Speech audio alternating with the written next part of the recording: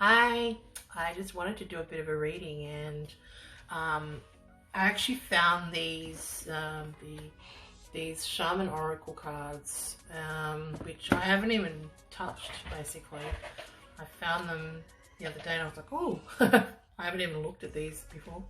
So yeah, I'm just gonna do like maybe one or two card reading. So I'm just going to just mix them.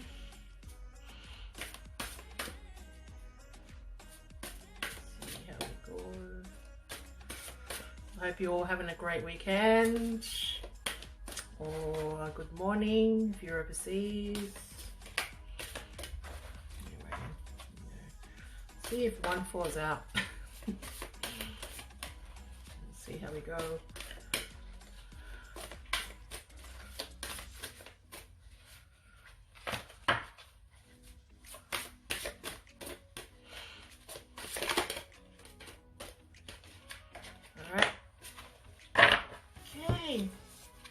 Let's have a look. Hunter and Strength. So this card here basically,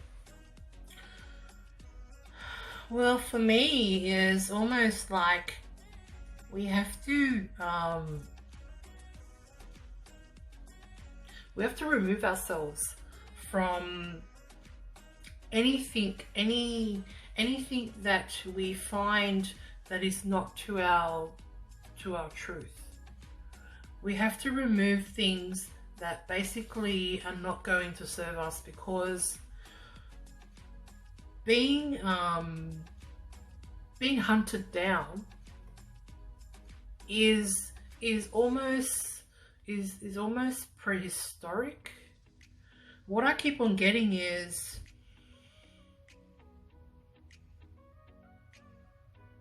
we have to stop. We have to really stop. Number one, we have to stop hunting animals. I mean, I know that, you know, people use it as a pastime, or, you know, especially because there's so many animals that are extinct, and we have to preserve the knowledge that these animals give us. And if we're killing them off, then how are we supposed to actually observe that animal in nature? How are we supposed to see how that animal lives? How, basically, what messages it gives us? Because, you know, if we're not using the telepathy of, you know, like dog, you know, we've got the dog whisperers, and we have like the animal whisperers. How are we supposed to, because they have just so much knowledge and intelligence, and that we, you know, sometimes can have this veil over us that we don't even realize what we have in front of us. And I think this basically, you know, the Neanderthals, you know, practically painted these on the walls in the caves, and you know, and even with the flint as well, with the flint, you know, they're so sharp that we have to sort of sharpen our vision and sharpen our intellect, and sharpen our way of moving along.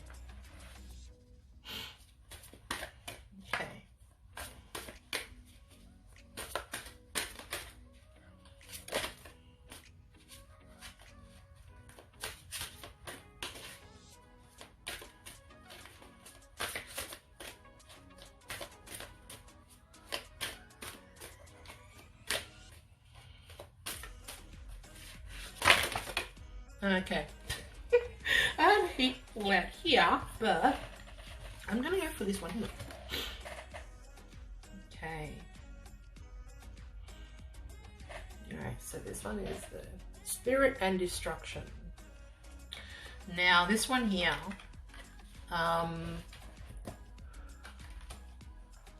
what I'm understanding is that we need to stop and really look and really see what's around us. Really see what energy that we are giving off, what how are we interacting, how are we, you know, because, you know, there is a process of death and rebirth in, you know, even our cycles as well. So with this destruction, it's like we're destroying the old, well, we're in the path of destroying the old self, and then we're rebirthing and becoming new. So, you know, the whole line of, you know, sort of being on the journey of ascension, and having our bodies to a point where we are more crystalline, and changing our views on how we are as people.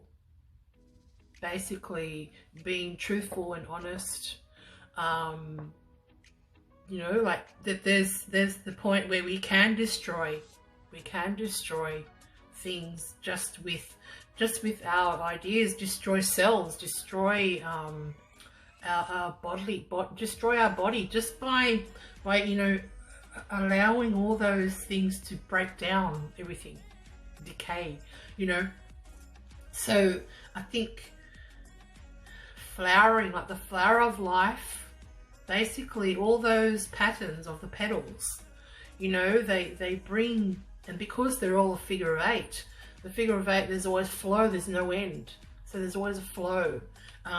So in order to not destroy our bodies, because that's what we're giving these bodies to, for our soul and spirit to live in, to, you know, to really become a part of all this human flesh and cells, in order to keep ourselves floating and in the flow, is to revive, you know, thriving in our bodies.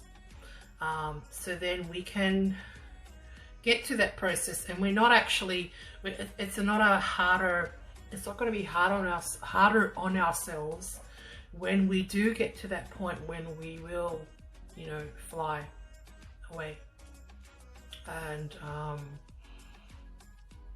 and you know, fly on the same dimension as our other parallel life. You know, I was actually watching I was watching a video with Dolores Cannon, and she was talking about how, you know, with the parallel lives, and you know, also with our past lives, pretty much, you know, that's all happening now. And it's like, first, like, I mean, I remember hearing about this a while ago, probably about five years ago. And I was just like, I just didn't get it. I was like, what do you mean? Like, you know, we're always talking about past life and past life regression, things like that. And like, to sort of our lives being in the now, like this is all happening now. We're all being in these, like, the dimensions, and I, like, you know, I didn't, it was a bit too much, but now it's kind of like, oh my God, yeah, like, you know, you kind of get it, kind of get it now. It's like, yep, I get it. Okay, Nora, this is basically where I am. And the thing is, because I'm in this life, on this dimension, I feel like I can't worry about what's happening in the other dimensions, because the focus is right now. I can't be the focus. I know they're all sort of in the now, but I think the brain won't be able to handle all that. So yeah, I think with you know, what we're doing right now and how we're coming together collectively, I think that's probably that's the best thing that we can do for ourselves. So then we can, you know, rise, because the earth will repair itself, and it will basically be here even after we're all gone. So yeah, I think we just need to really come together and really celebrate our lives. Celebrate our lives now, right now, in this moment. And that's why I remember reading the book The Power of Now by Eckhart Tolle. I remember reading that probably 10 years ago. And yeah, it's pretty, we always got to come back to the now, everything's the now, because we spend too much time in the past and very much in the future as well. And the future that people think that, 10 years time, in 10 years time, in 10 years time, I'll be the now. So that's my goal.